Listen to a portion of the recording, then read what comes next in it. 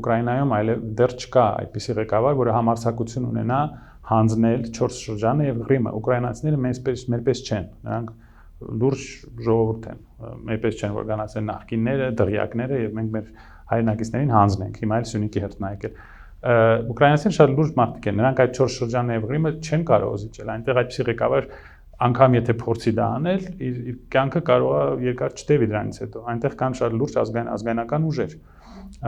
Իսկ ռուսները այսքան տարիներ կռվելուց հետո եւ ուկրաինացիները եւ ռուսները 100,000-ավոր զոհեր ունեն, դրանից հետո ոչ մի բան չստանալ հետ քաշվել, դա անհնար է, ռուսների համար էլ է անհնար։ Ցավոք սրտի, սա այնպիսի իրավիճակ է, որը դեռ շարունակվելու եւ ռազմական ուժով է լուծվելու։ Եվ ինչ որ մնա, ռուսները շատ լավ հասկանում են, եթե հիմա դադար լինի, ինչ որ մնա ճակատի այն կողմը դեպի արևմուտք, միանգամից դառնալու է խոշորագույն ռազմական բազա։